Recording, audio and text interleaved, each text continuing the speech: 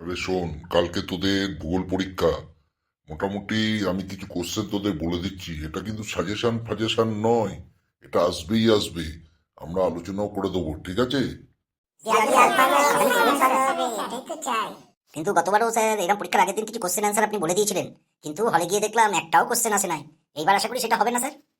কিন্তু তুই সারা জীবন বুদ্ধই থাকবি। গতবার স্যারের পেমেন্টটা আমরা কম দিচ্ছিলাম, ওই জন্য ঠিকঠাক বলে নাই। এবার তো পেমেন্টটা বাড়িয়ে দিয়েছি। প্রাইভেট টিউটার এই জন্যই তো দরকার। এই শোন, বেশি বকর বকর করিস না, যেটা বলছি সেগুলো মাথায় রাখ। মোটামুটি 5 মার্ক তোরা পেয়ে যাবি এই কোশ্চেনগুলো জানতে পারলে।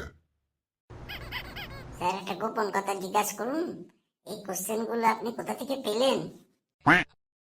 না, তোদের সবকিছুতেই জিজ্ঞাসা। আরে ওই রামু আছে না, ছাগল রামু, হঠাৎ ওই প্রেসে ঢুকে পড়েছিল, ওখান থেকে কিছু পেপার কাগজ খেয়ে ফেলেছে, আর কিছু বাকি টেনে নিয়ে এসছে। ওই খেতে খেতে বাইরে চলে এসছে, আমি দেখলাম পড়ে আছে রাস্তায়, তুলে দেখি তোদেরই ক্লাসের কোশ্চেন পেপার। এই জন্যই তো তোদের বলে দিচ্ছি, চুপচাপ থাক।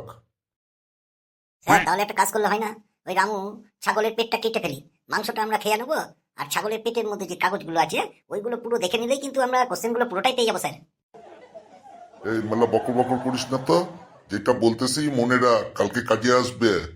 প্রথম প্রশ্ন হচ্ছে, মানুষের মাথা আর পৃথিবী, এই দুটোর মধ্যে পার্থক্য কি? স্যার মানুষের মাথায় যেগুলো থাকে সেগুলোকে আমরা বাল বা চুল বলি, সেটা কখনো সাদা, কখনো কালো, কখনো বাদামি, কখনো সবুজ হয়। কিন্তু পৃথিবীর মাথায় যেগুলো থাকে সেগুলোকে আমরা গাছ বলি, ঘাস বলি, অনেক কিছু বলতে পারি স্যার। মানুষ চাতকপুর খেলে মাথা বনমান করে ঘোরে এবং পড়ে যায়, কিন্তু পৃথিবীর সেরকম কিচ্ছু হয় না। পৃথিবী বনমান করে ঘোরে না, এই জন্য আমরা পড়ে যাই না। হ্যাঁ স্যার, মানুষের মাথায় গর্ত করা যায় না, কিন্তু পৃথিবীর মাথায় গর্ত করা যায়। গর্ত করে আমরা বিভিন্ন ঘর বাড়ি তৈরি করি, কিন্তু মানুষের মাথায় সেরকম কিছু করা যাবে না। মানুষের মাথায় বাল বা চুল না থাকলে তেল দিয়ে মালিশ করা যায়, কিন্তু পৃথিবীতে যেখানে গাছপালা নেই বা কিছু নাই, সেখানে আমরা তেল মালিশ করতে পারি না। বুঝতে পেরেছি বুঝতে পেরেছি, তোরা এখনো কেউ তৈরি হসনি।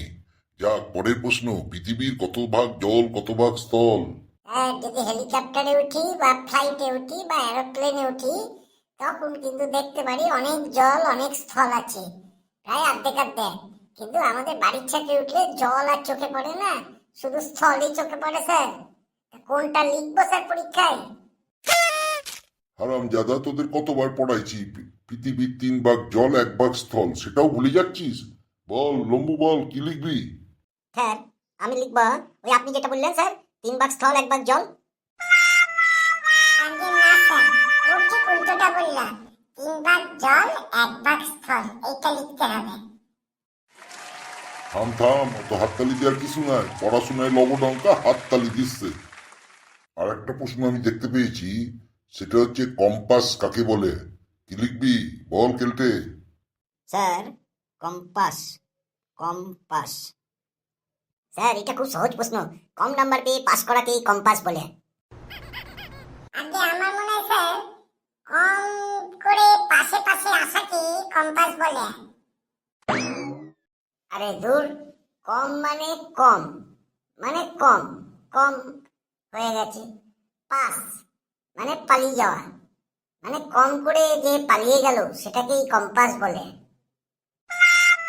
আরে না, কম্পাস হচ্ছে একটা যন্ত্র, যেটাকে দিয়ে বিভিন্ন পূর্ব পশ্চিম উত্তর দক্ষিণ এই দিশা মানে দিক নির্ণয় করা হয়, সেটাকেই কম্পাস বলে। বুঝতে পারলি?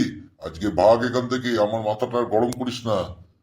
কালকে ভালো করে পরীক্ষা দিবি, আমার বদনাম করবি না। এই 3টে কোশ্চেন আসছেই আসছে, এতেই তোদের 30 মার্ক থাকবে, মানে 30 নাম্বার পেয়ে যাবি। খুব ভালোভাবে লিখবি, ঠিক আছে? কি আছে স্যার, হয়ে যাবে, 30 নম্বরে বেশি পাবে স্যার।